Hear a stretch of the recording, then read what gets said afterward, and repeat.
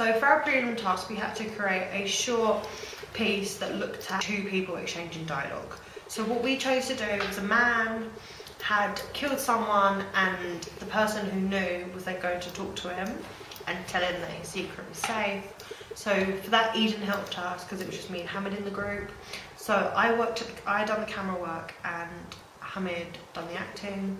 So what we first done was Hamid was sitting down and then he walked in and sat down, and then we then switched back to Eden and saw her walking in and exchanged a couple of lines of dialogue and then walked out again. So one part that we wanted to focus on was continuity editing. So one thing that we did use a lot of was shot reverse shot. I think we wanted to kind of create that whole dialogue scene and we wanted to put emphasis on that and we wanted to use it correctly. I think with shot reverse shot you don't overuse it, so you only use it when it's appropriate. So that's what we kind of wanted to put in. We didn't want to keep switching back and forth. Another thing that we did use was eyeline match. We wanted to make sure that worked and we wanted to know that that was used very successfully.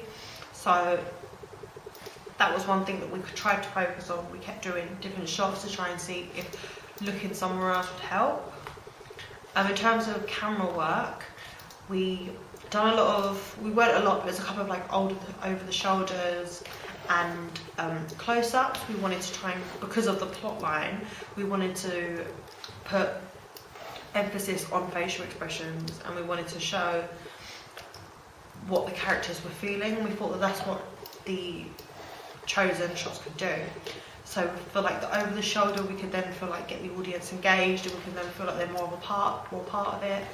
And then for the close-ups, we could then see that when the secret is out, we could then see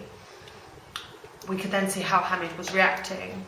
So I think the shots were very important, and I think one thing that we could have done was maybe venture out with our shots a bit more. We kind of just stuck with basic ones. We stuck with stuff like close-ups, medium close-ups, long shots, shot by shot, like just like the kind of basic ones.